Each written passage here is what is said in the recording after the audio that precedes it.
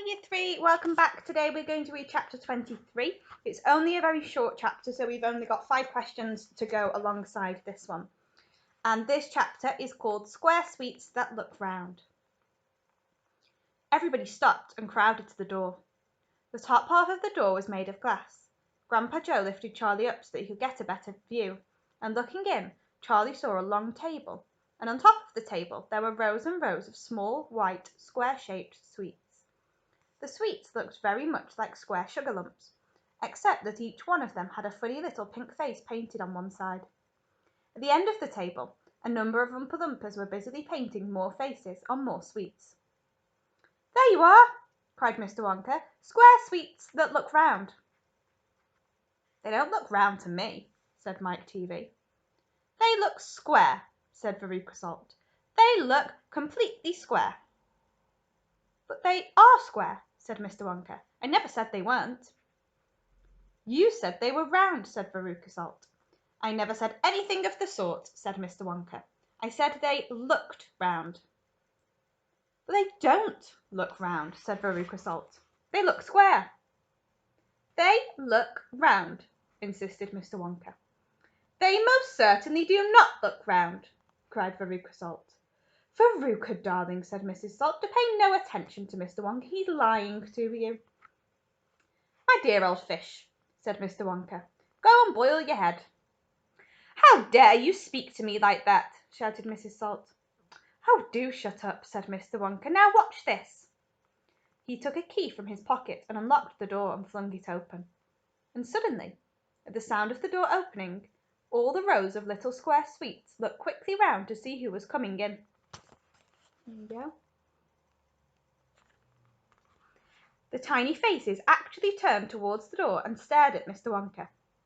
"There you are!" he cried triumphantly. "They're looking round. There's no argument about it. They are square sweets that look round." "By golly, he's right," said Grandpa Joe. "Come on," said Mr. Wonka, starting off down the corridor again. "On we go, we mustn't dawdle." "Butterscotch and butter gin," it said on the next door as they passed.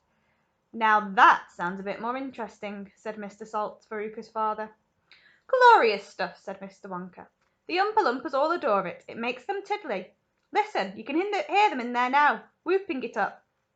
Shrieks of laughter and snatches of singing could be heard coming through the closed doors. "They're drinking butterscotch and soda. They like it that best of all. Butter gin and tonic is also very popular. Follow me, please." "We really mustn't keep stopping like this." He turned left, he turned right. They came to a long flight of stairs. Mr. Wonka slid down the banisters. The 3 children did the same. Mrs. Salt and Mrs. Teavee were the only women now left in the party, who were getting very out of breath. Mrs. Salt was a great fat creature with short legs. She was blowing like a rhinoceros. "This way!" cried Mr. Wonka, turning left at the bottom of the stairs. "Go slower!" panted Mrs. Salt. "Impossible," said Mr. Wonka. "We should never get there in time if I did." "Get where?" asked Veruca Salt. "Never you mind," said Mr. Wonka. "You just wait and see." Okay, so that's the end of chapter 23. Okay, so question number 1. Why are they called square sweets that look round? Question number 2. Can you find 3 synonyms for said? So 3 words that Roald Dahl has used instead of the word said. Number 3. The word said is still used quite a lot in this chapter, so can you come up with 5 more synonyms for said, as well as the 3 that have already been used? Number 4. Can you find the simile in this chapter? And question number 5, can you make a prediction where you think the characters are going next? Okay, and then you can watch the next video for chapter 24 to find out if you were correct in your prediction. Bye.